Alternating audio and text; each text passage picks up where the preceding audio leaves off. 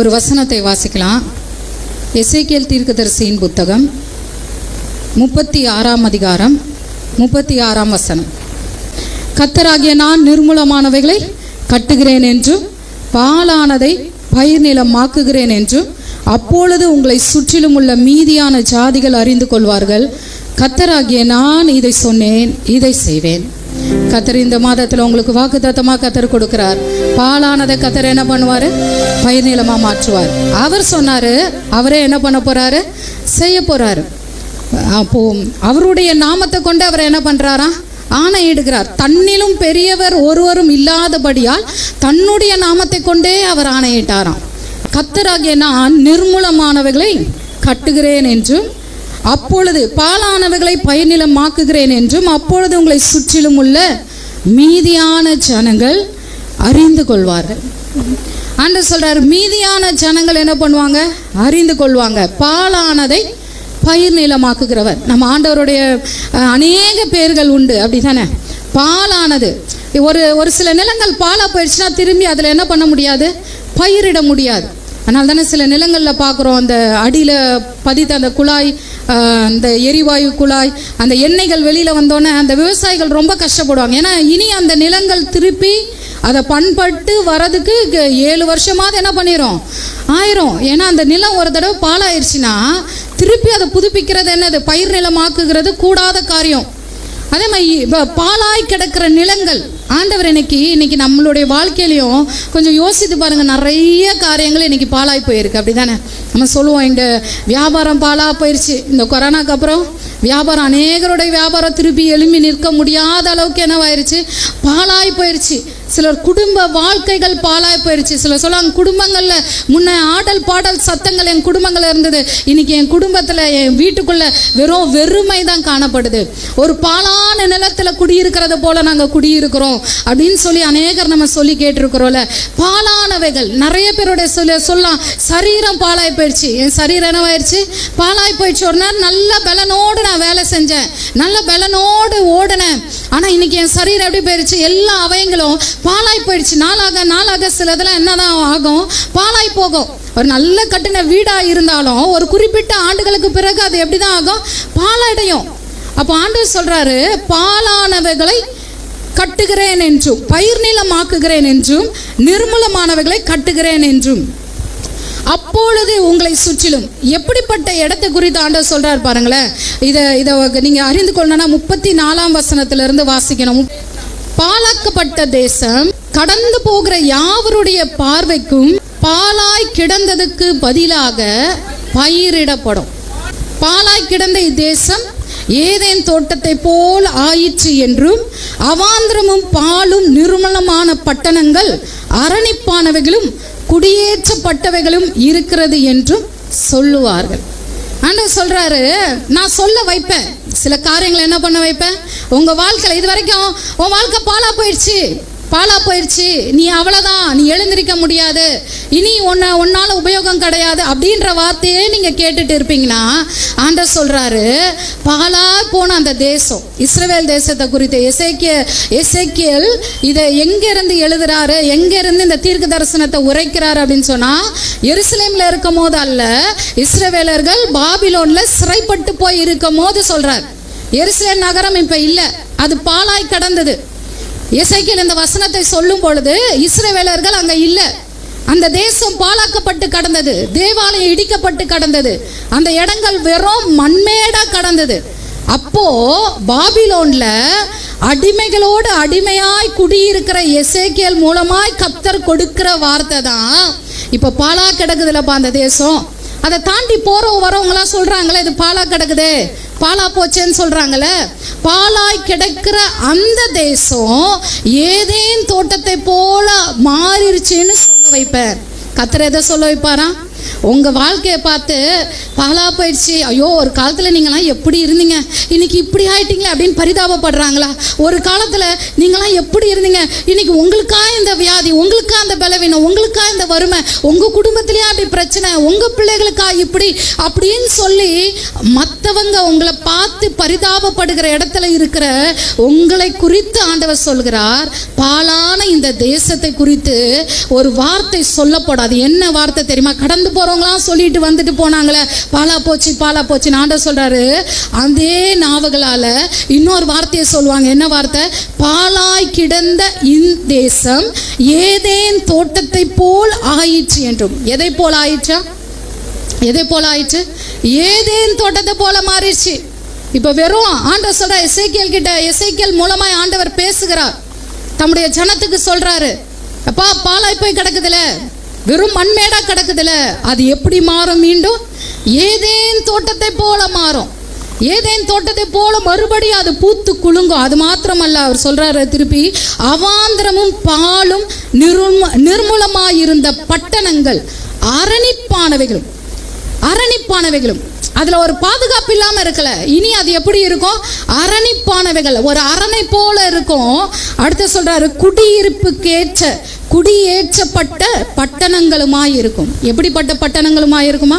குடியேற்றப்பட்ட, இதுவரைக்கும் வெறுமையாய் கிடக்கிற அந்த பட்டணங்கள் எப்படி ஆகும் என்று கர்த்தர் சொல்றாருன்னா, குடியேற்றப்பட்ட பட்டணங்களாக இருக்கும்.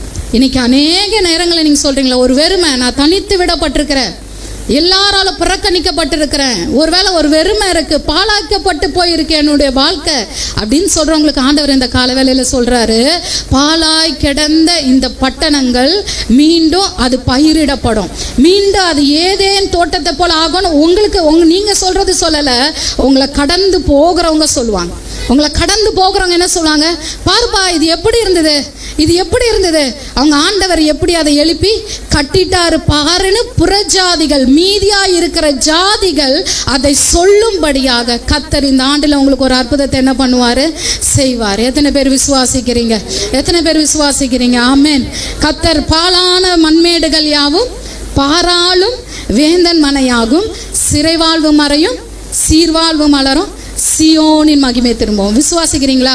சியோனின் மகிமை, நீங்க இழந்து போன மகிமை, உங்க குடும்பத்துல நீங்க இழந்து போன மகிமை, நீங்க இழந்து போன பேர். நீங்க ஒருவேளை சொல்லலாம், ஒரு காலத்துல எனக்கெல்லாம் என்ன பேர் இருந்தது தெரியுமா, ஒரு காலத்துல இந்த இடத்துல என்ன மதிப்பு இருந்தது தெரியுமா, ஒரு காலத்துல நான் நடந்து போகும்போது எத்தனை பேர் என்ன எப்படி பார்த்தாங்க தெரியுமா. ஆனா இன்னைக்கு எல்லாமே பாழாய் போயிடுச்சு என் குடும்பத்துல.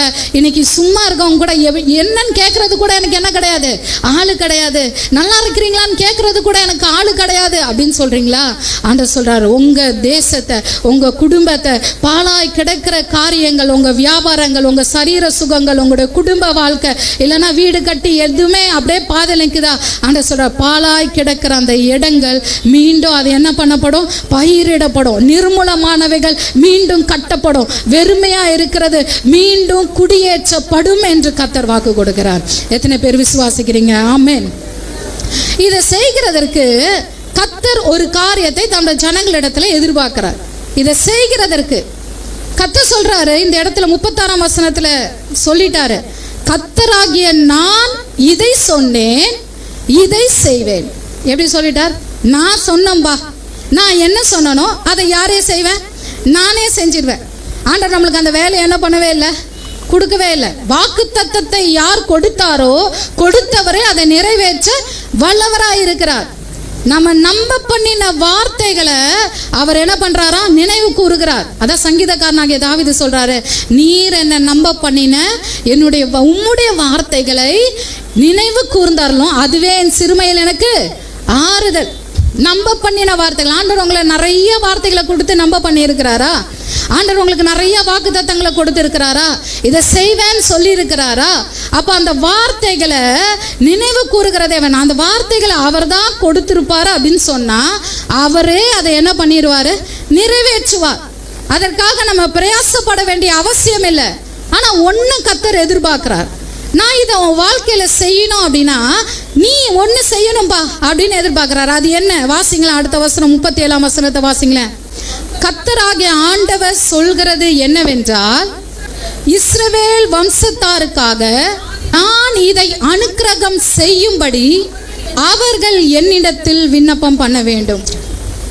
ஆண்டவர் எதிர்பார்க்கிறது ஒண்ணுதான். நான் வாக்கு கொடுத்திருக்கிறேன், அந்த வார்த்தையை நானே நிறைவேற்றுவேன். ஆனா நீங்க செய்ய வேண்டியது ஒரு விஷயம் இருக்கு. என்ன விஷயம்? கர்த்தராகிய நான் அதை அனுக்கிரகம் செய்யும்படி அவர்கள் என்னிடத்தில் விண்ணப்பம் பண்ண வேண்டும். என்ன பண்ண வேண்டுமா? விண்ணப்பம் பண்ண வேண்டும். ஆண்டவர் கேட்கிறாரு, ஒன்னே ஒன்று செய்ப்பா, ஜெபம் மட்டும் பண்ணு. எது மட்டும் பண்ண? விண்ணப்பம் மட்டும் பண்ணு. ஓ விண்ணப்ப மனுவை எடுத்துட்டு போய் எங்கெங்கயோ கொடுக்காதீங்க. எங்க கொடுங்க? ஆண்டவர் சொல்ற, என்கிட்ட வந்து கொடுப்பா. ஓ விண்ணப்பங்கள் யார் இடத்துல வரட்டும்? என்கிட்ட வரட்டும். பாலான வாழ்க்கையை மீண்டும் கட்டுகிறதற்கு நான் உண்மை உள்ளவராக இருக்கிறேன். பாலானது மீண்டும் பயனிலமா மாறும். அவாந்திரம் குடியிருக்கிற இடமாய் மாறும். அந்த பாலான தேசம் ஏதேன் தோட்டத்தை போல மாறும். ஆனா இதை செய்யணும்னா இஸ்ரவேல் ஜனங்கள் என்னை நோக்கி என்ன பண்ணணும்? விண்ணப்பம் பண்ணணும். இன்னைக்கு ஆண்டவர் அவங்களுடைய வாழ்க்கையை மாற்றுகிறதுக்கு அவர் உண்மை உள்ளவராக இருக்கிறார். ஆனா ஒண்ணுதான் கேட்கிறார், காசை கொண்டு வந்து கொடுங்க, பணத்தை கொண்டு வந்து கொடுங்க, இந்த பொருத்தனையை செய்யுங்க, அதை பண்ணுங்க, இதை பண்ணுங்க, இதெல்லாம் கேட்கல. ஒன்னே ஒண்ணு, ஓ முழங்கால முடக்கி கரங்களை உயர்த்தி அவரை நோக்கி விண்ணப்பம் பண்ண. எதுக்காக விண்ணப்பம் பண்ணுங்க? ஆண்டவரே நீங்க இதை சொன்னீங்களப்பா, நீங்க இதை சொன்னீங்களப்பா, அதை என்ன பண்ணுங்க? செய்யுங்க. நீங்க சொன்னீங்களே அதை செய்யுங்க. அப்போ இந்த விண்ணப்பம் பண்ண வேண்டும் என்று கர்த்தர் என்ன பண்றாரு? விரும்புறார். இந்த வருகிற 14ஆம் தேதியிலிருந்து லெண்டேஸ் ஆரம்பிக்குது, அப்படிதானே? நிறைய பேர் நம்மளை உபவாசிப்போம். கண்டிப்பாக நிறைய பேர் ஒவ்வொருத்தரும் ஒவ்வொரு விதத்தில் உபவாசிப்பாங்க.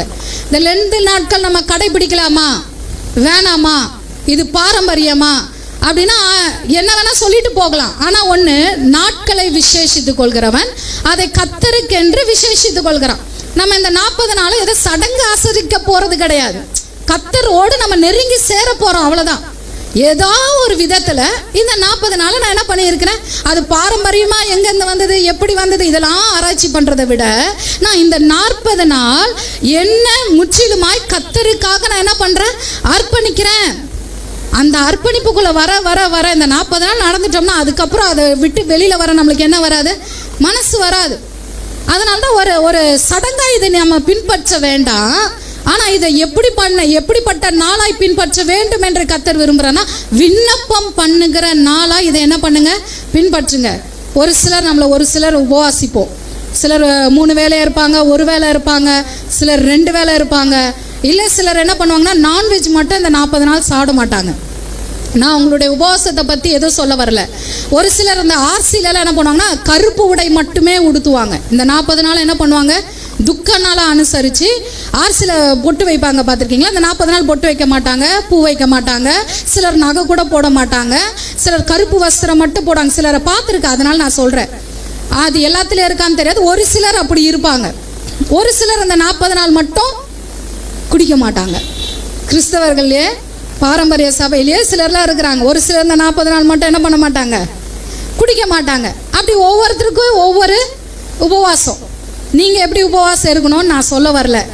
ஏன்னா எல்லாரும் வேலைக்கு போகிறீங்க, ஒவ்வொருத்தர் தூங்குற நேரம் வித்தியாசம் இருக்குது. சிலர் இரவு தூங்குறீங்க, சிலர் பகலில் தூங்குறீங்க.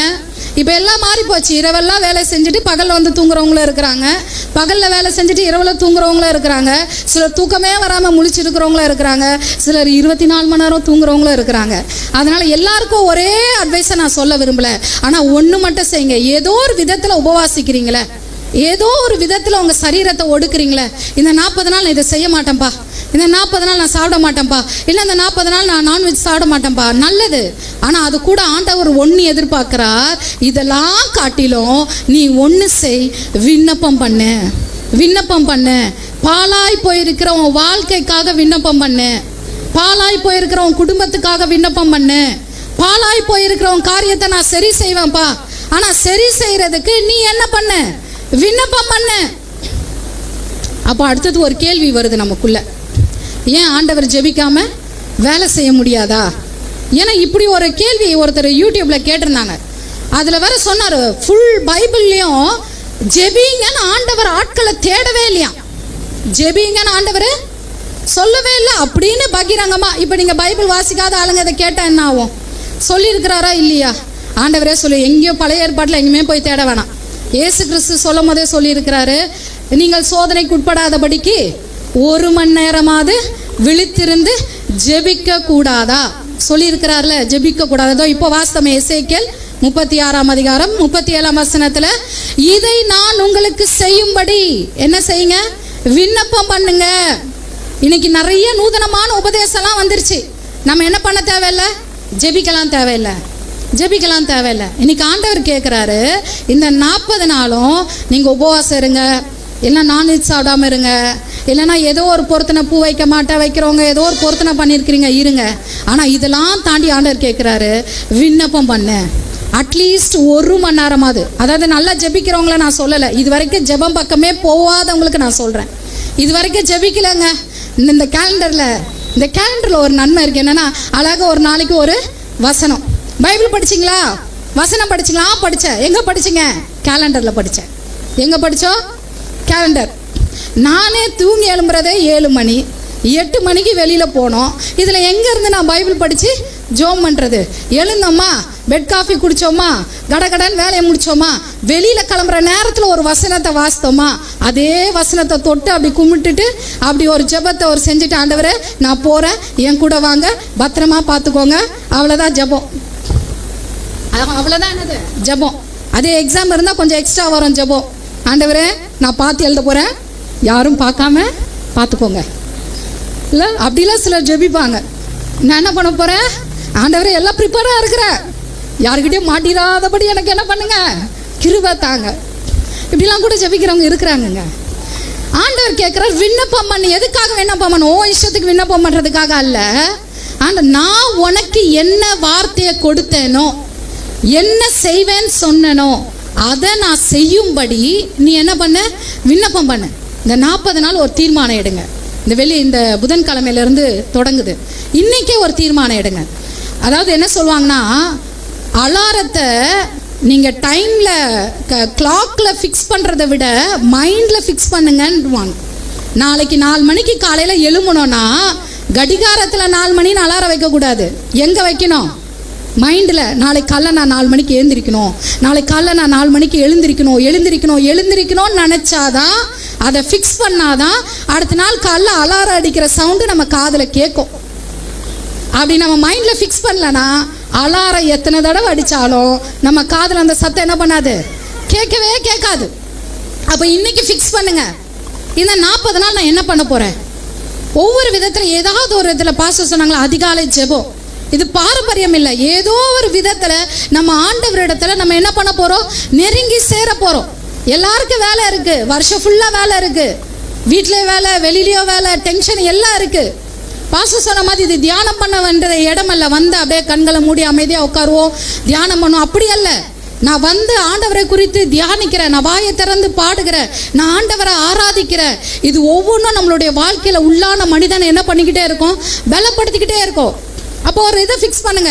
காலையில் எழுந்து வர முடிகிறவங்க காலைல 5 மணிலேருந்து 6:15 வரைக்கும் என்ன இருக்குது, சர்ச்சில் ப்ரேயர் இருக்குது, எழுந்து என்ன பண்ணிடுங்க, வந்துடுங்க. இல்லை நான் சீக்கிரம் வேலைக்கு போகணும், இல்லை நான் நைட்டு வேலைக்கு போகணும், என்னால் முடியாதுன்றவங்க நீங்கள் ஒரு டைம் உங்கள் வீட்டில் ஃபிக்ஸ் பண்ணுங்கள்.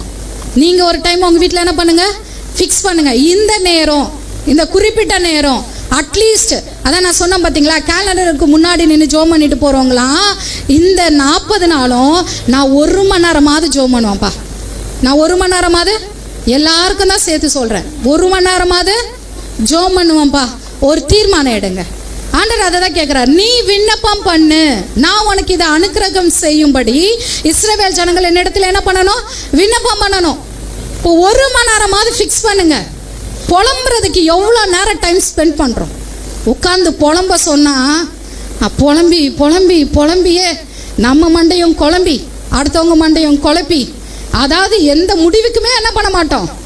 இன்னைக்கு ஃபுல்லாக புலம்பி முடிச்சா கூட நாளைக்கு வந்து பார்க்குறேங்க்கா அப்படின்ட்டு நாளைக்கு போய் நாளைக்கு அதே கதை தொடரும். அப்படி தானே? எவ்வளோ நேரம் புலம்புறோம். கவலைப்படுறதுக்கு எவ்வளோ நேரம் டைம் ஸ்பெண்ட் பண்ணுறீங்க? உட்காந்து உங்கள் வீட்டை நினச்சி அழுகுறதுக்கு, கணவனை நினச்சி அழுகுறதுக்கு, பிள்ளைங்களை நினச்சி அழுகுறதுக்கு, மனைவியை நினச்சி அழுகுறதுக்கு, ஐயோ எனக்கு இந்த வியாதி வந்துருச்சேன்னு நினச்சி அழுகுறதுக்கு, ஐயோ என் வருமானம் எப்படி போச்சேன்னு நினச்சாலும் எவ்வளோ நேரம் டைம் ஸ்பெண்ட் பண்ணுறோம். ஆண்டவர் சொல்கிறார், 1 மணி நேரம் ஜெபத்தில் ஸ்பெண்ட் பண்ணு. 1 மணி நேரம் எதில் ஸ்பெண்ட் பண்ணுங்க, ஜெபத்தில் ஸ்பெண்ட் பண்ணுங்க. 1 மணி நேரம் நீ புலம்புறத நிறுத்தி உன் புலம்பலை என்கிட்ட வந்து உட்கார்ந்து அதை விண்ணப்பமா தெரிவிப்பா. அதை விண்ணப்பமா தெரிவி. ஆண்டவர் அதை விரும்புகிறார். இன்னைக்கு ஒரு தீர்மானம் எடுங்க. இதை சபை ஏதோ ஒரு 10ஓட 11ஆவது ஒரு செய்தியா நான் கேட்டேன் அப்படின்ட்டு போயிடாதீங்க. ஜெபிக்க வேண்டிய நேரத்தில் ஜெபிக்கல அப்படின்னு சொன்னா அப்புறம் நம்ம சத்தமிட்டு கூப்பிடும் போது கர்த்தர் என்ன பண்ண மாட்டாரு? கேட்க மாட்டார். இப்போ நீங்கள் ஒருத்தர்கிட்ட பேசுறீங்க, ஒருத்தர்கிட்ட பேசிக்கிட்டே இருக்கிறீங்க. அங்கே நீங்கள் பேசிக்கிட்டே இருக்கும்போது அவங்க ரிப்ளை கொடுக்கவே இல்லை. அவங்க பாட்டில் ஏதோ ஒன்றத்தை பார்த்துட்டு இருக்கிறாங்க, ஃபோன் எடுத்தோ ஏதோ ஒன்று பார்த்துட்டு இருக்கிறாங்க.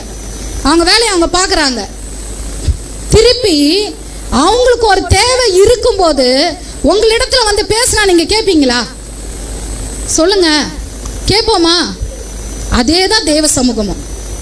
ஆண்டவர் பேசும் பொழுது நம்ம செவியை அடைச்சிக்கிட்டு, ஆண்டவர் பேசும் பொழுது நம்மளுடைய காரியத்தை நம்ம யோசித்துட்டு, ஆண்டவர் பேசும் பொழுது நமக்கான காரியத்தை நம்ம பார்த்துட்டு இருக்கும் பொழுது ஒரு நாள் நம்மளுக்கு ஒரு நாள் வரும், அன்னைக்கு ஆண்டவர்கிட்ட ஓடி வந்து நிற்போம்.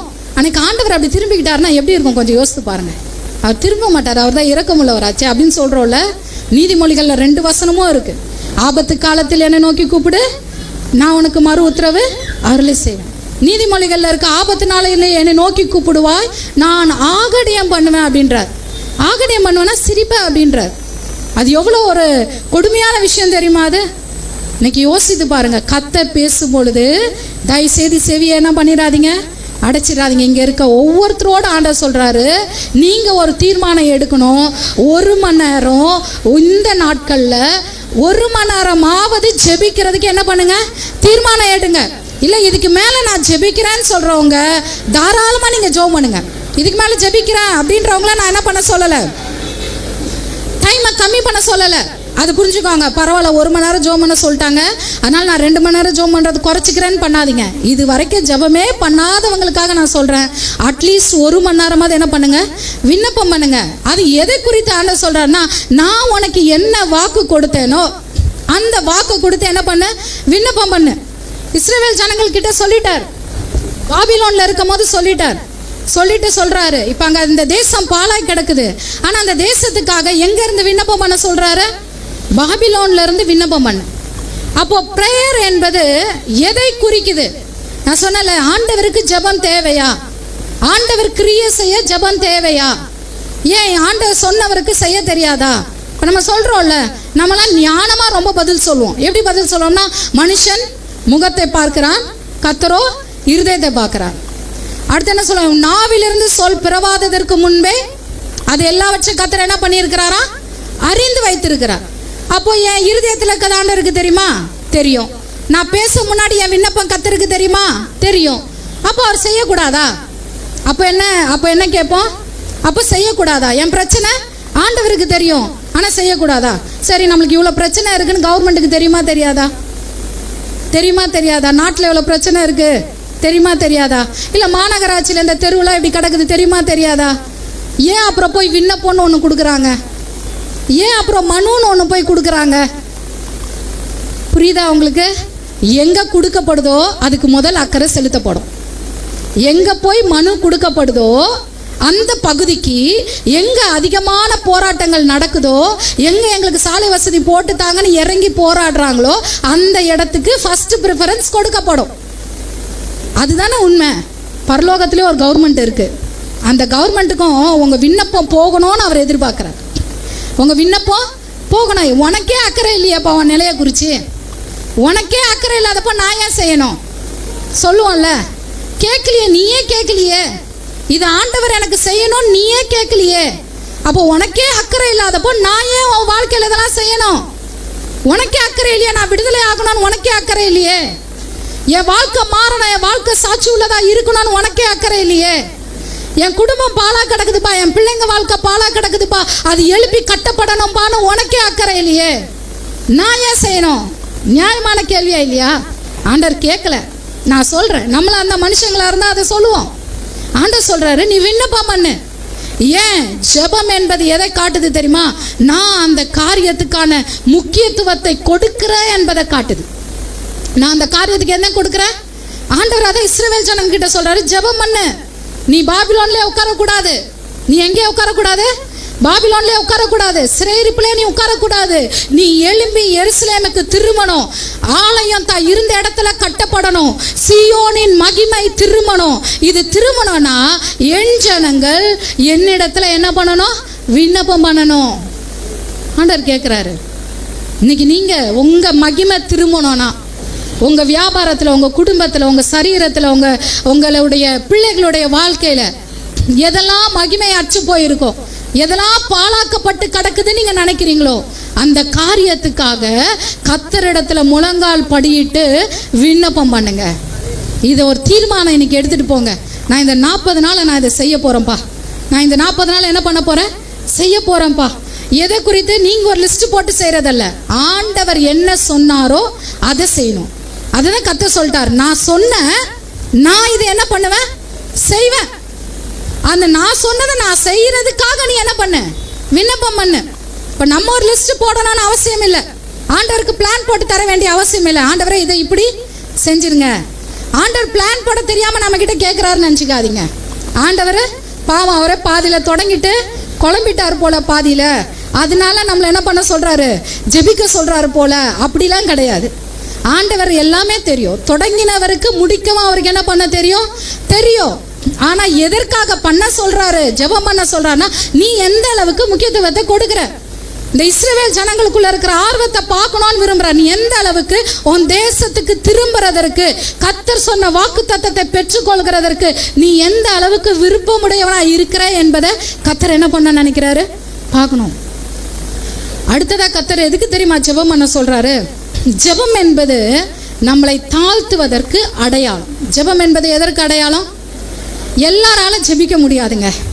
எல்லாராலும் யார் என்னால முடியாத ஆண்டவரே, என்னால முடியாத ஆண்டவரே யார் அந்த நிலைக்கு வராங்களோ அவங்க மட்டும்தான் முழங்கால் படியிட முடியும்.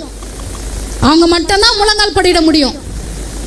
என் ஞானத்தினால் இதை நான் சாதிச்சிருவேன், என் பண பலத்தினால் இதை நான் சாதிச்சிருவேன், எனக்கு இருக்க பேர் புகழ் அந்தஸ்து பதவினால இதை நான் சாதிச்சிருவேன் அப்படின்னு நினைக்கிறவங்க இருக்கிற வரைக்கும் கர்த்தர் கிரியை செய்ய மாட்டார்.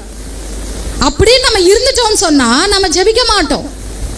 நம்ம ஜெபிக்க மாட்டோம். ஏன்னா நம்மளுக்கு இருக்கு, பவர் இருக்கு. அந்த பவர்ல நான் என்ன பண்றேன்? நான் என் வேலையை நான் செய்யறேன். ஆண்டவர் எதை தெரியுமா எதிர்பார்க்கிறாரு? அழகா பாடல் பாடுறாங்களே, என் ஞானம் கல்வி செல்வங்கள் எல்லாம் ஒன்றுமில்ல குப்பை என்று எண்ணுகிறேன். அவங்களால மட்டும்தான் ஜெபிக்க முடியும். அவங்களால மட்டும்தான். ஏன் விண்ணப்பம் பண்ண சொல்றாரு தெரியுமா? நீ உன்னை தாழ்த்துறியா? நம்ம தாழ்த்துறோமான்னு பார்க்கறதுக்கு ஆண்டவர் விண்ணப்பம் பண்ண சொல்றார். அவருக்கு கிரியை செய்கிறதுக்கு நம்ம ஒன்றும் பூஸ்ட் கொடுக்க போறது கிடையாது. என் இருதயம் தாழ்மை உள்ளதா இருக்குதா? தாழ்த்த என்னால் முடியுமா? பாருங்க, யாரோ தப்பு செஞ்சுட்டா பகிரங்கமா வந்து மன்னிப்பு கேளு அப்படின்வாங்க. என்ன சொல்லுவாங்க? எனக்கு விரோதமாக இதை பேசிட்டா அதை பேசிட்டா அப்படி பண்ணிட்டா பகிரங்கமாக வந்து என்ன பண்ணணும்? நம்ம ஆண்டவருக்கு ஒரு ஸ்பெஷாலிட்டி இருக்குங்க. யாரையும் பகிரங்கமாக வந்து மன்னிப்பு கேளுன்னா என்ன பண்ண மாட்டாரு. நீ உன் அறை வீட்டுக்குள்ளே போ, கதவை பூட்டு, முழங்கால் படியிடு, கர்த்தரை நோக்கி உன் கரத்தை உயர்த்தி கர்த்தரிடத்துல உன் இருதயத்தை என்ன பண்ண? ஊற்றி செவிங்க. அந்தரங்கத்தில் பார்க்கிற பிதா வெளிரங்கமா என்ன பண்ணுவாரா? பதில் கொடுப்பார். என்னைக்கு நம்ம ஆண்ட சமூகத்தில் அந்தரங்கத்துல விழுந்துட்டோமோ வெளிரங்கமாய் நம்மளை தூக்கி நிறுத்துறதற்கு அவர் உண்மை உள்ளவராக இருக்கிறார். நீங்க வேணா இந்த 40 நாள் கொஞ்சம் ஜெபம் பண்ணி பாருங்களேன். நீங்க ஜெபித்து பாருங்களேன். ஆண்டவரே, என்னை நம்ப பண்ணின வார்த்தைகள், என்னை நம்ப பண்ணின வார்த்தைகளை நினைவு கூர்ந்தார் இல்லைங்கப்பா. ஆண்டவர் அழகா சொல்றார், தாவீதுக்கு நான் பொய் சொல்ல மாட்டேன்ப்பா. தாவீதுக்கு நான் பொய் சொல்ல மாட்டேன். ஒரு மனுஷங்கிட்ட ஆண்டவர் சொல்றாரு, ஒரு மனுஷங்கிட்ட ஆண்டவர் என்ன சொல்றாரு? நான் பொய் சொல்ல மாட்டேன், உனக்கு சொன்னதை நான் என்ன பண்ணேன்? நிறைவேற்றுவேன். அப்போ நம்முடைய ஆண்டவர் எப்படிப்பட்ட ஆண்டவர்? அவர் பொய் சொல்லவோ மனம் மாறவோ அவர் யார் கிடையாது, மனுஷன் அல்ல. அவர் கேட்கறதெல்லாம் ஒன்னே ஒண்ணுதான். மீகா வாசிங்களேன், மீகா தீர்க்கதரிசியின் புத்தகம் 6ஆம் அதிகாரம் 8ஆம் வசனத்தை வாசிங்களேன். மனுஷனே, நீ என்ன செய்யணும்னு ஏற்கனவே உனக்கு என்ன பண்ணிட்டாரு? சொல்லிட்டாரு. எதை எதிர்பார்க்கிறாரு? நியாயத்தை செய்து இரக்கத்தை சிநேகித்து உன் தேவனுக்கு முன்பாக மனத்தாழ்மையாய் நடப்பதை அல்லாமல். தேவனுக்கு முன்பாக எப்படி நட? மனத்தாழ்மையா நடப்பதை அல்லாம வேற என்னத்தை உன்கிட்ட கேட்கிற? வேற என்னத்தை கேட்கிற? அப்போ யாரால் ஜெபிக்க முடியும்? என் ஞானம், என் கல்வி, என் செல்வம், என்னுடைய நீதி, என்னுடைய நீதியை சேர்த்து சொல்லணும். என்னுடைய நீதி எல்லாம் ஒன்றும் இல்லைப்பா. நான் ஓவர் பர்ஃபெக்ட் அதனால ஆண்டவர் இந்த அற்புதத்தை எனக்கு செய்தாருன்னு சொல்றதுக்கு என் நீதி ஒன்றும் இல்லை ஆண்டவர், எல்லா வெறும் குப்பை, எல்லா வெறும் குப்பைன்னு யார் நினைக்கிறாங்களோ அவர்களால் மாத்திரம்தான் ஆண்டவர் சமூகத்தில் முழங்கால் படியிட்டு அவர்களால் மாத்திரம்தான் ஆண்டவரை நோக்கி என்ன பண்ண முடியும், விண்ணப்பம் பண்ண முடியும். ஆண்டவரே என் பலனெல்லாம் ஒன்றும் இல்லைப்பா, இந்த காரியத்தை அவ்வளோதான், இனி முடியாதுன்னு எல்லாருமே என்ன பண்ணிட்டாங்க, ஒரு முற்றுப்புள்ளி வைத்து விட்டாங்க. இனி இது அவ்வளோதான், பாலாதான் கிடக்கும்னு ஒரு முற்றுப்புள்ளி வைத்துட்டாங்க. இது ஏதேன் தோட்டத்தை போல மாற்ற உம்மால முடியும். நீங்கள் சொன்னீங்க, நீங்க செய்வீங்க, அதை நான் நம்புறேன். அதற்காக உங்க சமூகத்தில் நான் அமர்ந்து என்ன பண்றேன், விண்ணப்பிக்கிறேன். இதை சொல்லி பாருங்க. ஆண்டவர் அதுதான் எதிர்பார்க்கிறார், தாழ்மையை எதிர்பார்க்கிறார். விண்ணப்பம் என்பது, ஜெபம் என்பது எதை குறிக்குது, நான் ஆண்டவர் சமூகத்தில் என்னை தாழ்த்துக்கிறேன் என்பதை குறிக்குது. இப்போ நீங்கள் இத்தனை நாள் ஜெபிக்காமல் எழுந்து ஓடி போயிருக்கிறீங்கன்னா நினச்சிக்கோங்க, என் பலத்தில் நான் ஓடிடுவேன்னு நினச்சி ஓடி இருக்கும். என் பலத்தில் நான் ஓடிடுவேன், என் சாமர்த்தியத்தில், என் பேச்சு திறமையில நான் இதை செஞ்சு முடிச்சிருவேன், என் சாமர்த்தியத்தில் நான் இதை செஞ்சு முடிச்சிருவேன், நான் பேசினேன்னா எல்லாரும் அதை வாங்கிட்டு போயிற அளவுக்கு திறமை என்கிட்ட என்ன இருக்கு அப்படின்னு நினச்சி ஓடணும்ல. என் நீதிப்பா, நான் பர்ஃபெக்ட்ப்பா, என் கையில் சுத்தமாக இருக்குப்பா, நான் உண்மை உள்ளவனப்பா, யாரும் என்னை குற்றச்சாட்ட முடியாதுப்பா அப்படின்னு நினச்சி கூட ஓடணும்ல. இன்னைக்கு ஆண்டவர் சொல்கிறார், எல்லாத்தையும் மூட்டை கட்டி வச்சுட்டு நீ முட்டி போடு, நீ ஜெபி, அரை வீட்டுக்குள்ளே போ, கதவை போட்டு ஜெபம் பண்ண. இது எதை குறிக்குது, என்ன நான் ஆண்டவர் சமூகத்தில் தாழ்த்துகிறேன் என்பதை காட்டுகிறது. இப்போ ஜெபம் எதை காட்டுது, ஆண்டவர் சமூகத்தில் என்ன தாழ்த்துறேன். அடுத்தது ஜெபம் எதை காட்டுகிறது தெரியுமா, ஆண்டவரே நான் உண்மை என்ன பண்ணுறேன், விசுவாசிக்கிறேன். ஆண்டவரே நான் உண்மை என்ன பண்ணுறேன், நம்புறேன். ஆண்டவர் எப்படி இங்கே விண்ணப்பம் பண்ண சொல்கிறார், நான் இதை செய்யும்படி. அந்த முன்னாடி வசனத்தை வாசிக்கணும். பாலானதை நான் என்ன பண்ணுவேன், பயிர்நிலமாக்குவேன், ஏதேன் தோட்டத்தை போல நான் மாற்றுவேன். இன்னைக்கு அவாந்திரமாக கிடக்கிற இடங்கள் குடியேற்றப்படும், அரணான பட்டணங்களாய் மாறும். கர்த்தராகிய நான் இதை சொன்னேன், இதை செய்வேன், நான் இதை செய்யும்படி விண்ணப்பம் பண்ணுங்கள். விண்ணப்பம் பண்ணுறேன், 1 hour ஜோமனை சொல்லிட்டாங்க அப்படின்னு போய் உட்காந்து முட்டி போட்டு வந்த கதை, போன கதை, பக்கத்து வீட்டில் திட்டின கதை, எதிர் வீட்டில் திட்டின கதை, உங்கள் வேலையில் நீங்கள் திட்டு வாங்கின கதை, இந்த கதையெல்லாம் எங்கே சொல்லாதீங்க. அதாவது நம்ம இருதயத்தில் இருக்க பாரத்தை ஷேர் பண்ணுறது தப்பு கிடையாது. நீங்கள் மனுஷன்கிட்ட நீங்கள் ஷேர் பண்ணுறதை விட முட்டி போட்டு ஆண்டவர்கிட்ட ஷேர் பண்ணி பாருங்கள், ஒரு வித்தியாசம் உங்களுக்குள்ளே வரும். ஆண்டவர்கிட்ட ஷேர் பண்ணிட்டோன்னு வச்சுக்கோங்களேன், இருதயத்தில் ஜெபிக்கிற ஒரு மனுஷனோட இருதயம் உண்மையாக நீங்கள் ஜெபிச்சுட்டு அந்த இடத்த விட்டு எழுந்தீங்கன்னா அதே துக்கத்தோடு நீங்கள் எழுந்திருக்க மாட்டீங்க. உண்மையாக நீங்கள் ஆண்டவர் சமூகத்தில் விழுந்து உங்களுடைய இருதயத்தில் இருக்க கவலையை நீங்கள் ஊற்றி இருந்தீங்கன்னு சொன்னால், உங்களை அழுத்தி கொண்டிருந்த பாரத்தை நீங்கள் ஊற்றி இருந்தீங்கன்னு சொன்னால், இப்போ உங்கள் மன கவலையில் நீங்கள் துக்கத்தில் நீங்கள் என்ன பண்ண மாட்டீங்க, திரிய மாட்டீங்க, கவலைப்பட மாட்டோம், சும்மா உட்காந்து புலம்பின்னு இருக்க மாட்டோம். அன்னாளை குறித்து ஒரு வசனம் சொல்லப்பட்டிருக்கிறது. அன்னாள் தேவ சமூகத்தில் வந்து தான் இருதயத்தை என்ன பண்ணினாலாம், ஊற்றினாள். 1 சாமுவேல் அதை குறித்து வாசிக்கிறோம். எனக்கு குழந்தை இல்லை, பாலா கிடக்குது. அந்த கணவனுக்கு 2வது திருமணம், அந்த நாட்கள் மாதிரி 2வது திருமணம் நடக்குது. அவங்களுக்கு நிறைய குழந்தை, ஆனால் எங்களுக்கு ஒரு குழந்தை கூட இல்லை, பாலா கிடக்குதுப்பா என் வாழ்க்கை. ஆலயத்துக்கு வராங்க, விழுந்தாங்க. அன்னாளோட இருதயம் பேசிச்சான், வாயில் என்ன வரல, வார்த்தையே வரல. சொல்லுவாங்களே துக்கம் தொண்டை அடைச்சிருச்சுன்னு. துக்கம் தொண்டை அடைச்சவங்களுக்கு என்ன வராது, பேச வார்த்தை வராது, கண்ணீர் மட்டும்தான் வரும். அன்னால் அப்படிதான் தேவ சமூகத்தில் தான் இருதயத்தை ஊற்றினான், தான் மனதை எல்லாவற்றையும் பாரத்தை ஊற்றினான். குழந்தைக்காக ஜெபிச்சான். குழந்தை உடனே கிடைக்கலங்க, ஆனால் ஏலி மூலமாக ஒரு வார்த்தை வருது, உனக்கு இது நடக்குமா, உனக்கு இது நடக்குமா. அங்கே ஒரு வசனம் சொல்லப்பட்டிருக்கு பாருங்களேன். 1 சாமுவேல் 1ஆம் அதிகாரம் 18ஆம் வசனத்தை வாசிங்களேன். பின்பு அந்த ஸ்திரீ புறப்பட்டு போய் போஜனம் செய்தால் அப்புறம் அவள் துக்கமுகமாய் இருக்கவில்லை. என்னைக்கு ஆண்டவர் சமூகத்தில் வந்து ஒரு பிரச்சனையை சொல்லி அழுது முடிச்சிட்டாலோ அதுக்கப்புறம் அவள் திருப்பி அதற்காக என்ன பண்ணல, அழல. அதுக்கப்புறம் திருப்பி அதற்காக கவலைப்படலை. நல்லா புரிந்து கொள்ளுங்க, ஒரு காரியத்துக்காக திருப்பி திருப்பி நம்ம விண்ணப்பம் பண்ணுறது வேற, ஒரு காயம் காயமாகவே இருக்கிறது வேற, தழும்பா மாறிடுறது வேற. ஒரு காயம் 1 வருஷமா காயமாகவே இருக்குதுன்னா என்ன அர்த்தம், தொடும் போதெல்லாம் அது வலிச்சுக்கிட்டே இருக்கும், தொடும் போதெல்லாம் அது ஒரு மாதிரி இச்சிங்லே இருக்கும். ஆனால் தழும்பாக மாறிடுச்சுன்னா அது காயம் இருந்ததுக்கான அடையாளம் இருக்கும், ஆனால் வலிக்காது. ஆண்டவர் சமூகத்தில் வந்து தான் இருதயத்தை ஊற்றிட்டவங்களுக்கு நடந்த சம்பவத்தை குறித்ததான எண்ணம் இருக்கும், ஆனால் அது காயமாக இருக்காது, தழும்பாக மட்டும்தான் இருக்கும். அது ஒரு நாள் அவங்களை என்ன பண்ணாது, வேதனைப்படுத்தாது. இன்னைக்கு கொஞ்சம் யோசித்து பாருங்க, உங்க ஜெப வாழ்க்கையை நீங்களே அலசி ஆராய்ந்து பாருங்க. இன்னும் நான் ஒரே காரியத்தை குறித்து நான் அழுதுகிட்டே இருக்கிறேன்ப்பா. நீங்க ஜெப நேரத்தில் அழுகிறத மட்டும் நான் சொல்லல, எப்ப பார்த்தாலும் ஓயாம நான் அழுகுறேன், நான் நடந்தாலும் அதே யோசிச்சுட்டு இருக்கிறேன், நான் படுத்தாலும் தூக்கம் வர மாட்டேங்குது, அதே பிரச்சனை தான் மண்டையில ஓடுது, இப்படி சொல்றவங்க கொஞ்சம் யோசித்து பாருங்க. அண்ணால் தேவ சமூகத்தை தான் இருதயத்தை ஊற்றினா அப்புறம் அவ துக்கமுகமா என்ன பண்ணலையா? இல்ல, அதை குறித்து அவ கவலைப்படல. ஏன்னா கர்த்தர் சொல்லிட்டாரு, கர்த்தர் அதை எனக்கு என்ன பண்ணுவாரு, செய்வார். இப்போ ஒவ்வொரு தடவையும் அதுக்கப்புறம் அவள் ஜெபிச்சிருக்கவே மாட்டாளா? ஜெபிச்சிருப்பா. ஜெபிக்கும் முதல்ல என்ன ஜெபிச்சிருப்பா? ஆண்டவரே நீங்க சொன்னீங்களே, நீங்க சொன்ன வார்த்தையை நான் நம்புறேன்ப்பா, நீங்க சொன்ன வார்த்தையை நம்புறேன். மருத்துவர்கள் சொன்னதே அல்ல, மருந்து மாத்திரைகள் சொன்னதே அல்ல, யார் சொன்னதை நம்புறேன்? நீங்க சொன்ன வார்த்தையை நான் நம்புறேன்ப்பா. நேத்து ஜெபித்தேன், இன்னைக்கு அதே காரியத்துக்காக நான் ஜெபிக்கிறேன் அப்படின்னா அது எதை காட்டுது தெரியுமா?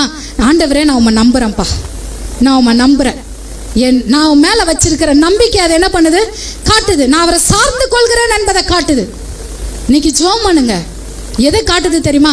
இதுக்கெல்லாம் ஜெபம் பண்ணுமா? ஆண்டவர் இதெல்லாம் பிரச்சனை, என் பிரச்சனை ஆண்டவருக்கு தெரியாதா? தெரியும், ஜெபிங்க. ஏன் ஜெபிங்க? வசனத்தை வைத்து ஜெபம் பண்ணுங்க. ஆண்டவர் உங்களை என்ன வசனத்தை நம்ப பண்ணினாரோ அந்த வார்த்தையை வைத்து ஜெபம் பண்ணுங்க, அதை தான் அவர் நிறைவேற்றுவார். ஆண்டவர் நம்மளை பார்க்கும் போது எதை தெரியுமா பார்க்குறாரு? வார்த்தையை பார்ப்பார். சில சமயம் நான் கூட இங்கே ஏதாவது சொல்லி அனுப்புவேன் யார்கிட்ட போகிற நேரத்தில், நான் அடுத்த வாரம் இதை செய்கிறேன், இல்லை இதை ஏதாவது ஒன்று சொல்லி அனுப்புவேனா மறந்துடுவேன். மறந்துட்டு எப்போ ஞாபகம் வரும் தெரியுமா? அடுத்த வாரம் அவங்க மூஞ்ச பார்த்த பிறகு தான் ஞாபகம் வரும். ஐயோ போன வாரம் இது என்ன பண்ணோம் சொன்னோமே. எப்போ ஞாபகம் வரும்? மறந்துடுவோம், மனுஷனுடைய இயல்பு. ஆனால் ஆண்டவர் மறக்கிறவர் அல்ல. ஆனால் நம்ம முகத்தை பார்த்தோன்னே என்ன தெரியுமா அவருக்கு ஞாபகம் வரும்? அவர் சொன்ன வார்த்தை அவருக்கு ஞாபகம் வரும். நம்ம முகத்தை பார்த்தோன்னு என்ன தெரியுமா அவர் நினைவு கூறாரு? நீங்கள் எவ்வளோ கஷ்டத்தில் இருக்கீங்கன்னு அவர் பார்க்கல, நீங்கள் இப்போ எவ்வளோ போராட்டத்தை சந்தித்துட்டு இருக்கிறீங்கன்னு அவங்க பார்க்கல. இவங்களுக்கு கொடுத்த வார்த்தை இருக்கே, நான் நம்ப பண்ணினேனே, என் பிள்ளை திருப்பி வந்து நிற்கிறானே, என் மக திருப்பி வந்து நிற்கிறாளே, திருப்பி வந்து அதே காரியத்துக்காக ஜெபிக்கிறாளே, என்னை நம்புறாளே, அவளுக்கு நான் ஒரு அற்புதத்தை என்ன பண்ணணும், செய்யணும். அதனால தான் நீர் நம்ப பண்ணின வார்த்தைகளை அடியேனுக்காக நினைவு கூர்ந்தாருங்க. அப்போ நான் முட்டி போட்டு ஜெபிக்கிறேன் என்பது ஆண்டவரை வேலை செய்ய வைக்கிறதுக்காக அல்ல, நான் ஆண்டவரை நம்புறேன் என்பதை காட்டுகிறதற்காக. ஆண்டவரே நான் அந்த வார்த்தையை நம்புறேன்ப்பா, அதுக்காக நான் ஜெபிக்கிறேன். நான் என்னை தாழ்த்துறேன்ப்பா, அதுக்காக நான் ஜெபிக்கிறேன். இப்போ உண்மையா ஜெபிக்கிறவங்க அடுத்தது என்ன பண்ண மாட்டாங்க, துக்கமுகமா இருக்க மாட்டாங்க. ஆண்டவர்கிட்ட தான் இருதயத்தை ஊற்றிட்டவங்க எல்லா கிட்டையும் போய் அதே கஷ்டத்தை என்ன பண்ணிட்டு இருக்க மாட்டாங்க, சொல்லி சொல்லி சொல்லி பேசி பேசி புலம்ப மாட்டாங்க. நான் தான் சொன்னேன், இது வரைக்கும் புலம்பிட்டீங்களா? நிறுத்துங்க.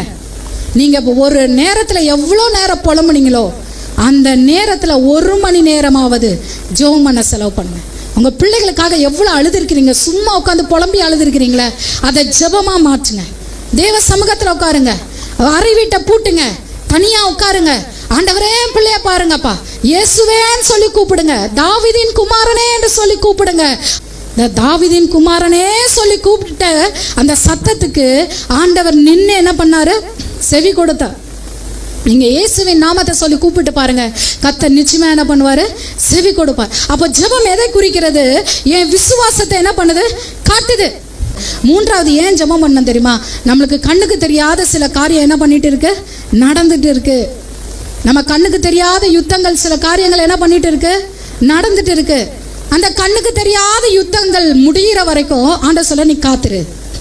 ஜெபம் என்பது காத்திருக்கிற நேரம். நீ என்ன பண்ண, காத்துரு. நம்ம அவசரப்படுற மாதிரி கர்த்தர் என்ன பண்ண மாட்டாரு, அவசரப்பட மாட்டார். ஏன் அவசரப்பட மாட்டார்னா, செஸ் விளையாண்டுருக்கீங்களா, இல்லை அந்த கேம் பார்த்துருக்கீங்களா? அதில் என்ன ரூல் தெரியுமா? இந்த சைடு இருக்கிறவங்க ஒரு காயின் நவத்தினா அந்த சைடு இருக்கிறவங்க ஒரு காயின் நவத்தணும், இந்த சைடு இருக்கவங்க ஒரு காயின் நகர்த்தணும், அந்த சைடு இருக்கவங்க ஒருத்தரே விளையாண்டு முடிக்க முடியாது. அப்படி தானே? ஒருத்தரே விளையாண்டு முடிக்க முடியுமா? அதே மாதிரி தான் வாழ்க்கையும்.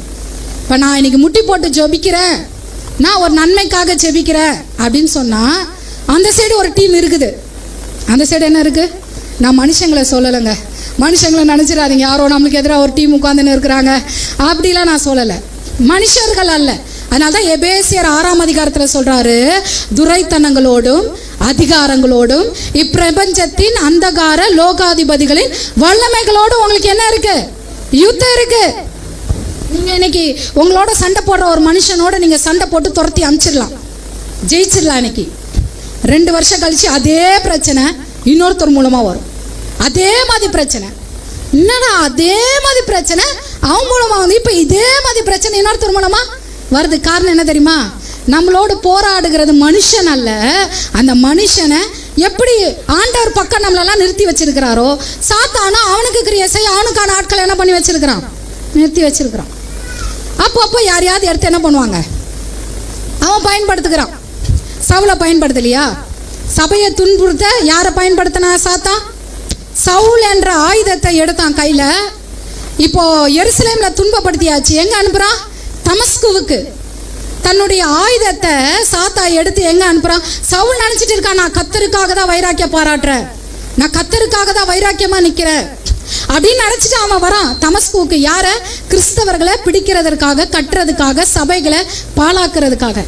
ஆனா அந்த வந்த சாத்தான் எய்த அந்த அம்பை ஆண்டவர் நடுவழியில என்ன பண்ணிட்டாரு? பிடிச்சிட்டார். வழியிலே பிடிச்சாரு சவுலை. பிடிச்சிட்டு இப்போ திருப்பி எந்த அம்பை சாத்தா எய்தானோ அதே அம்பை தன்னுடைய அம்புல வச்சு இப்போ யாருக்கு விரோதமா ஏறாரு? சாத்தானுக்கு விரோதமா. நீ இவனை தானே ஏவன. எந்த நபரை சாத்தான் பயன்படுத்தினானோ, நம்ம ஆண்டவரோட ஸ்பெஷாலிட்டி அதாங்க, எந்த நபரை பயன்படுத்தினானோ அதே நபரை பிடிப்பாரு, அதே நபரை திருப்புவாரு. சாத்தானுடைய ராஜ்யத்தை அழிக்கிறதற்கு கர்த்தர் அதை என்ன பண்ணுவாரு? செய்வார். இதற்கு சபை என்ன பண்ணிச்சு தெரியுமா? ஊக்கமா ஜெபித்தாங்க. சவுலுக்காக என்ன பண்ணாங்க? ஏன்னா பாலாக்கி கொண்டிருந்தான். நம்மளுக்கு கண்ணுக்கு தெரியாத என்ன காரியங்கள் நடந்து கொண்டு இருக்கு சபையே. இதற்காக தான் ஆண்டவர் சொல்ற, விண்ணப்பம் பண்ண. இஸ்ரவேல் ஜனங்களுக்கு சொன்னார், கானானுக்குள்ள கூட்டு போயிருவேன்னு சொன்னார். ஆனா கானானுக்குள்ள காலியா கிடக்கல, 5 விதமான ஜாதி இருந்துதான். கானானுக்குள்ள எப்படி இருக்கு? நம்மலாம் பாப்பா சில இது காலியா தான் கிடக்குது, சில வீடு 10 வருஷமா காலியா கிடக்குதுங்க. நம்ம சொல்லுவோம் காலியா கிடக்குதுன்னு, அது காலியா இல்லை, அது 10 வருஷமா ஆக்கிரமிக்கப்பட்டு இருக்கு. கண்ணுக்கு தெரியாம வல்லமையினால அது பாலாக்கி வச்சிருக்குது. அது யாருமே குடியேற்றப்படாத நிலமாய் அதை மாற்றி வச்சிருக்குது. அந்த வல்லமைகள் வெளியில போகணும் அப்படின்னு சொன்னா சபை ஜெபிக்க வேண்டியது அவசியம். அதான் நான் சொன்னல, செஸ்ல நம்ம ஒரு அடி எடுத்து வச்சா எதிர்க்க இருக்கிறவங்களும் ஒரு அடி என்ன பண்ணுவாங்க? எடுத்து வைப்பாங்க. இந்த சின்ன பசங்களாம் செஸ் விளையாடுவாங்க. அதாவது என்னன்னா, அந்த ராஜா தோத்துட்டா அவ்வளோதான், அவுட்டு. எந்த சைடு ராஜா முதல்ல தோக்குறாரோ அந்த சைடு அவுட்டு. அதுதான் அந்த விளையாட்டு. அப்போ இந்த விளையாட்டில் நம்ம வேகமாக நகர்த்துவோம். ஏன்னா எதிர் சைடு என்ன யோசிக்கிறாங்கன்னு நம்மளுக்கு தெரியாது. அப்படி தானே? தெரியுமா?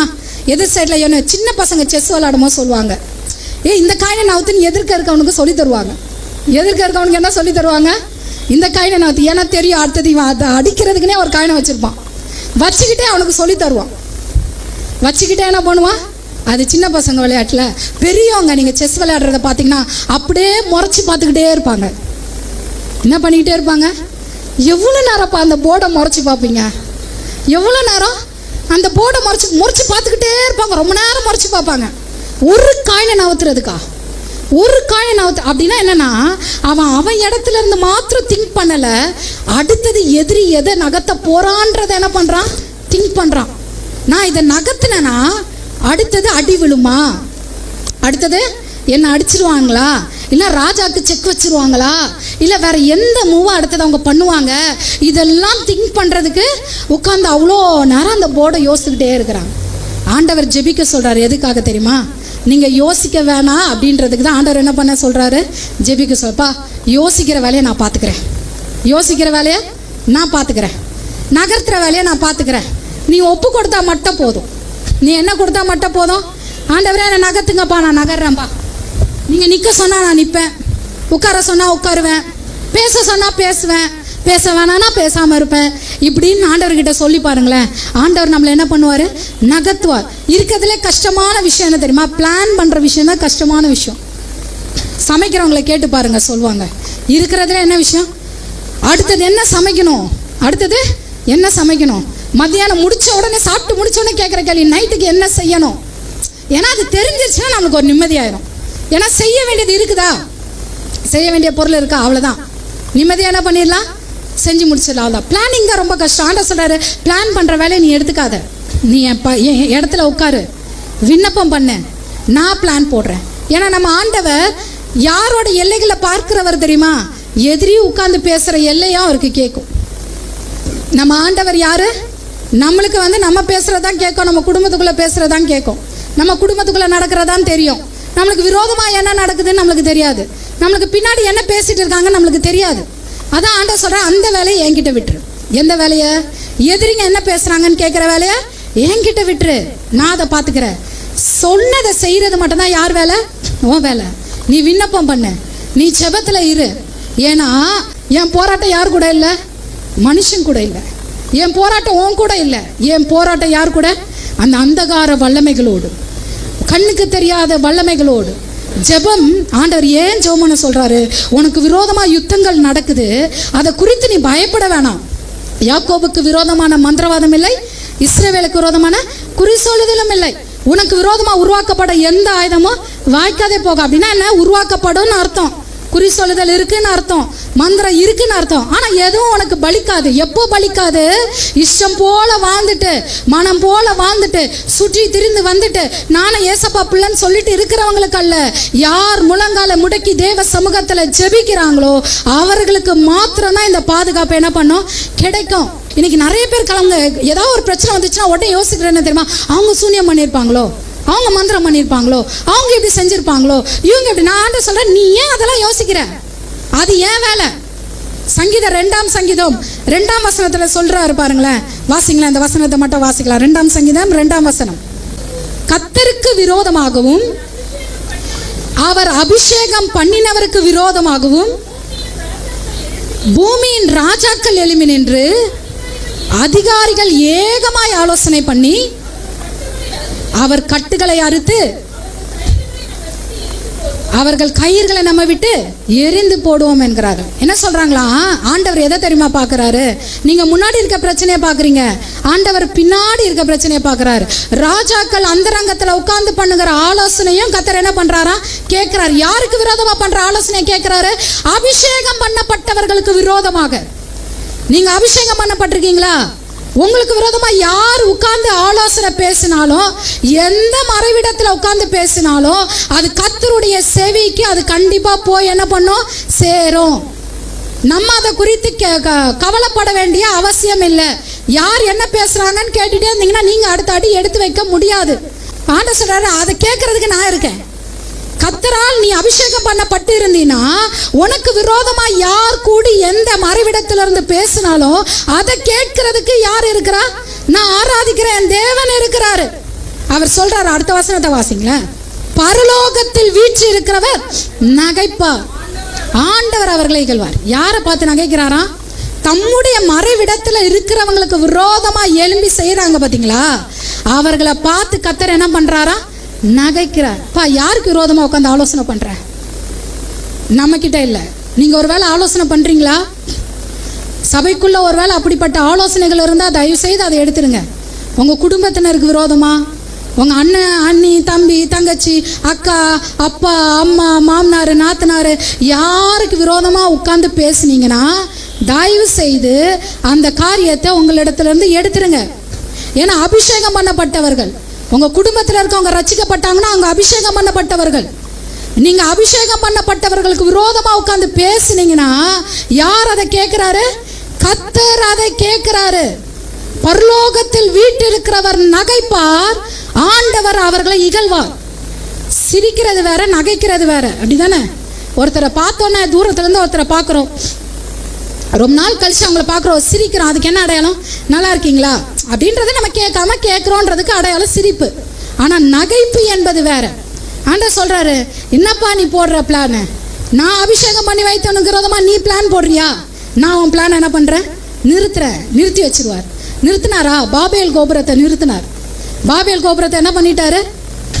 பாபேல் கோபுரத்தை கட்ட விட்டுட்டார் ஆண்டவர். கட்டிட்டு வராங்க. பாதி வந்த உடனே வசனத்துல ஆதியாகமத்துல அழகா சொல்லப்பட்டிருக்கு, மனுஷன் என்ன செய்யறாங்கன்னு பாக்குறதுக்கு கர்த்தர் இறங்கினாராம். கர்த்தர் இறங்கி வராரு. எதை பாக்குறாரு? கட்டடம் பரவாயில்ல, சூப்பரா இருக்கு, சூப்பராக இருக்குது, எல்லாம் நல்லா இருக்குது, கட்டுமானம்லாம் நல்லா இருக்கும். எதுக்காக கட்டுறாங்க? நான் தான் சொன்னேன்ல, நம்ம முகத்தை தான் பார்ப்போம், ஆனால் கர்த்தர் எதை பார்க்குறாரு?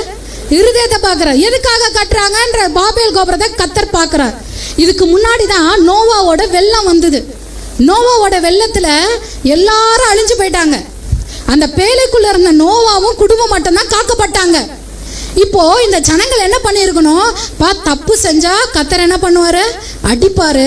அதனால பாவம் செய்யாம வாழணும், தப்பு செய்யாம வாழணும், அவருக்கு பிரியமா வாழணும், அவர் பக்கத்துல நம்ம திரும்பணும், அவர் ஆவியோட உண்மையோட நான் தொழுது கொள்ளணும், என் முழங்கால முடக்கி அவருக்கு முன்பாக என்னை தாழ்த்தணும், என்னை பரிசுத்தமாக்கி கொள்ளணும்னு சொல்லி அந்த எண்ணம் வந்திருக்கிறதுக்கு பதிலாக என்ன எண்ணம் தெரியுமா வந்துருச்சு? தண்ணினால தான் அழிப்பாரு. நான் எதோட பெரிய கோபுரம் கட்டுறேன்? பெரிய கோபுரம் கட்டுறேன்ப்பா, அந்த மலையோட பெரிய கோபுரம் கட்டுறேன், தண்ணி வரட்டும், நான் எது மேலே ஏறி நின்னுப்பேன்? கோபுரத்து மேலே. அப்போ பாருங்க, இவங்களுக்கு எண்ணம் என்ன? தேவன் பக்கம் திரும்பணும், தன்னை அடித்தவரிடத்தில் திரும்பணும்ன்ற எண்ணம் இல்லை. அதனால தான் தீர்க்கதரிசிகள் சொல்றாரு, யார் உன்னை பீறினாரோ அவரிடத்துல திரும்பு, அடித்தவரிடத்துல திரும்பு, அவருக்கு எதிராக திரும்பாத, அவருக்கு எதிராக திரும்பிடாதீங்க. இன்னைக்கு பாபேல் கோபுரத்தை ஏன் ஆண்டவர் நிறுத்தினார்? பாஷைகளை பிரிந்து போக பண்ணிட்டாராம். அழகா கட்டினாங்க, ஆண்டவர் தடுத்திருக்க மாட்டார். ஆண்டவருக்கு என்ன பொறாமையா நீங்க கட்டுறதை பார்த்து? சொல்லுங்களேன். சில காரியங்கள் ஏன் நம்மளுடைய வாழ்க்கையில ஆண்டவர் சில சமயம் தடுத்து வைத்திருக்கிறார் தெரியுமா? அப்போ இந்த இடத்துல பாபேல் கோபுரத்துல பாக்குற இவங்க எண்ணம் என்ன? தப்பு செஞ்சாங்க. நோவா காலத்துல ஆண்டவர் அடிச்சாரு, தண்ணினால தண்டிச்சாரு, தண்ணி வந்தது, எல்லாரும் அடிச்சுட்டு போயிடுச்சு. இப்போ இவங்க கட்டுறாங்க, கோபுரம் நல்லா இருக்கு, ஆனா எதுக்காக கட்டுறாங்க? தப்பு. இதே மாதிரி நான் தப்பு தான் செய்வேன், இதே மாதிரி நான் என்னதான் செய்வேன்? திருந்த மாட்டேன். அவன் என்ன தப்பு செஞ்சான் அதே தப்பு தான் நானும் செய்வேன். செஞ்சுட்டு ஆண்டவர் அடிச்சார்னா எங்க ஏறி போய் நின்னுப்பேன்? பாபேல் கோபுரத்துல மேல போய் நின்னுப்பேன் அப்படின்னு நினைச்சான். அதனாலதான் ஆண்டவர் தடுத்ததை என்ன பண்ணிட்டாரு? பாபேல் கோபுரத்தை கட்டுமானத்தை பாதியில அந்த இடத்த பாஷைகளை பிரிந்து போக பண்ணாராம். ஆதியாகமம் 11ஆம் அதிகாரத்துல பாஷைகளை என்ன பண்ணிட்டாரு? இன்னைக்கு ஆண்டவர்கிட்ட கேளுங்க. ஆண்டவர் சொல்ற, நீ விண்ணப்பம் பண்ணு, பாலானதை நான் என்ன பண்ணுவேன்? பயிர்நிலமாக்குவேன். பாலான ஸ்தலங்கள் மீண்டும் கட்டப்படும், அது ஏதேன் தோட்டத்தை போல மாறும், மீண்டும் மகிமை திரும்பும், மீண்டும் மகிமை திரும்பும். இதை செய்யணும்னா என் ஜனம் என் இடத்துல என்ன பண்ணணும்? விண்ணப்பம் பண்ணணும். காரணம், விண்ணப்பம் எதை குறிக்குது? தாழ்மையை குறிக்குது. நான் என்னை தாழ்த்துறேன், என் பலன் இல்லைப்பா, நான் உண்மை சார்ந்துக்கிறேன். விண்ணப்பம் எதை காட்டுது? நான் உண்மை நம்புறேன், அந்த வார்த்தையை நம்புறேன், நான் விசுவாசிக்கிறேன், அதனால நான் இன்னைக்கும் வந்து நிற்கிறேன், நான் ஜெபிக்கிறேன் என்பதை காட்டுது. விண்ணப்பம் எதை காட்டுது? என் கண்ணுக்கு தெரியாத எதிரிகளோடு யுத்தம் பண்றதுக்கு நான் என்ன பண்றேன்? ஜெபிக்கிறேன். ஆண்டவர் ஒரு காரியத்தை செய்யற வரைக்கும் காத்துருங்க. அதனால தான் ஆண்டவர் விண்ணப்பம் பண்ணுன்றாரு. நம்ம விண்ணப்பம் பண்ண விட்டார் சும்மா இருக்கிறவர் அல்ல. எசேக்கியா நிருபத்தை வாங்குறான், எதிரி பேசின நிருபம், எதிரி அவனை திட்டி நிந்தித்து பேசுறான். நான் 2000 குதிரையை கொடுக்குறேன், உன்கிட்ட ஏறுறதுக்கு ஆட்கள் இருக்கிறாங்களான்னு. இந்த நிருபத்தை வாங்கின எசேக்கியா என்ன தெரியுமா பண்ணா? படை பலத்தை எண்ணல, 2000 பேர் இருக்கிறாங்களா என்னப்பா அப்படின்னு எண்ணல, நேரா எடுத்துட்டு போறான், ஆண்டவருடைய ஆலயத்துல வைக்கிறான்.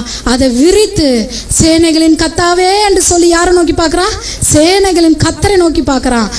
இந்த ஜெபத்தை கேட்ட சேனைகளின் கத்தர் சும்மா இல்ல, அவனுக்காக ஒரு தூதனை அனுப்பினாரு. ஒரே இரவுல 1,80,000 பேரை கத்தர் என்ன பண்ணாரா? வீழ்த்தினார். எசேக்கியாவின் நாட்கள்ல. இன்னைக்கு நீங்க ஜெபிக்கும் போது கண்ணுக்கு தெரியாத அந்த வல்லமைகளோடு, உங்களுக்கு விரோதமா கண்ணுக்கு தெரியாம நடக்குதே அந்த வல்லமைகளோடு யுத்தம் பண்ண கர்த்தர் தம்முடைய தூதனை என்ன பண்ணுவாரு? அனுப்புவார். கர்த்தர் தம்முடைய தூதனை அனுப்புவார். அப்போ ஒரு யுத்தம் நடக்குதுன்னா அது வரைக்கும் என்ன பண்ணிதான் ஆகணும்? நம்ம வெயிட் பண்ணிதான் ஆகணும். அதனாலதான் சொல்றாரு, விண்ணப்பம் பண்ணு, விண்ணப்பம் பண்ணு, பொறுமையா இருப்பா. விண்ணப்பம் எதை கொடுக்குது தெரியுமா? பொறுமையை கொடுக்கும். விண்ணப்பம் பீஸை கொடுக்கும், சமாதானத்தை கொடுக்கும். ஜெபிக்க ஜெபிக்க ஜெபிக்க நம்மளே அறியாத ஒரு சமாதானம் நம்ம இருதயத்துல என்ன பண்ணிரும்? பிரச்சனை உடனே ஓடாது. அண்ணாளுக்கு உடனே குழந்தை பிறக்கல, அடுத்த நாள் அவ குழந்தை பிறக்க லேட் ஆச்சு, ஆனா சமாதானம் வந்துருச்சு. துக்கமுகமா அப்புறம் அவ இல்லை. அதே மாதிரி விண்ணப்பம் பண்ணா குழப்பங்கள் நீங்கிரும், நம்பிக்கை வந்துடும், பிரச்சனை நீங்கிரும். இன்னைக்கு ஜெபம் பண்ணி பாருங்க, கர்த்தர் நம்மளுக்காக பெரிய காரியங்களை செய்ய வல்லமையுள்ளவராக இருக்கிறார். இன்னைக்கு ஆண்டவர் சொல்றாரு, பாலானதை நான் பயிர்நிலமாக்குவேன், அவாந்திரமானது மீண்டும் கட்டப்படும், அது குடியேற்றப்படும். உங்களோட குடும்பங்களில் நீங்கள் எதெல்லாம் பாலாய் போச்சுன்னு நினைக்கிறீங்களோ, உங்கள் சரீரத்தில் எதெல்லாம் பாலாய் போச்சுன்னு நினைக்கிறீங்களோ, அதற்காக இன்னைக்கு என்ன பண்ணுங்க? விண்ணப்பம் பண்ண. கர்த்தர் சொல்றாரு, நீ விண்ணப்பம் பண்ணு, உன் விண்ணப்பத்தை நான் என்ன பண்ணுவேன்? கேட்பேன். ஜெபிக்கலாமா? எல்லா கண்களை மூடி நம்ம ஜெபம் பண்ணலாமா? நான் முழங்கால முடக்கிறது, நான் ஆண்டவருக்கு முன்னாடி நான் ஒன்றும் இல்லை ஆண்டவரே, நான் என்னை தாழ்த்துக்கிறேன்னு சொல்றதுக்கு அடையாளம். எனக்கு ஆண்டவர்கிட்ட சொல்லுங்க, நான் ஒன்றும் இல்லைப்பா, என் நீதி, என் நியாயம், என் செல்வாக்கு, என் பேர், புகழ் எல்லாமே ஒண்ணுமே இல்லை ஆண்டவரே. ஆண்டவர் சொல்றாரு, இன்னைக்கு பாலானது பயனிலமா மாறும், அவாந்திரம் பயனிலமா மாறும். ஜெபிக்கலாமா? ஜெபிக்கலாமா? கர்த்தர் அதை செய்யும்படியாக விண்ணப்பம் பண்ணும்படியாக சொல்கிறார். நீங்க விண்ணப்பம் பண்ண இன்னைக்கு தீர்மானத்தோடு போவீங்கன்னா, இந்த 40 நாளை நான் உபவாசம் இருப்பேன், இந்த 40 நாளை குறிப்பிட்ட நேரத்தை நான் ஒதுக்குவேன், இந்த 40 நாளை நான் தேவ சமூகத்தில் அமர்ந்திருப்பேன், நான் கர்த்தாவே நீங்க என்னை நம்ப பண்ணின அந்த காரியத்துக்காக நான் விண்ணப்பம் பண்ணுவேன் என்று சொல்லி பாருங்க. கர்த்தர் பெரிய காரியங்களை செய்ய வல்லமை உள்ளவராக இருக்கிறார். நம்ம ஜெபிக்கலாமா? அப்படியே கண்களை மூடி, ஆண்டவரே இதோ வந்திருக்கிற ஒவ்வொருத்தருக்காக ஜெபிக்கிறேன், இந்த வார்த்தையை கேட்ட ஒவ்வொருத்தருக்காக ஜெபிக்கிறேன். ஆண்டவரே நான் சிறுகவும் நீங்க பெருகவும் வேணும்பா. ஆண்டவரே நான் சிறுகவும் நீங்க பெருகணும், வார்த்தை பெருகணும். எதற்காக இந்த வார்த்தையை அனுப்பினீரோ அந்த தேவ சித்தம் இந்த குடும்பங்கள்ல ஆண்டவரே ஒவ்வொருத்தருடைய வாழ்க்கையில வரட்டும் என்று சொல்லி ஜெபிக்கிறான்பா. ஒரு மாறுதல் உண்டாகட்டும் என்று சொல்லி ஜெபிக்கிறான்பா.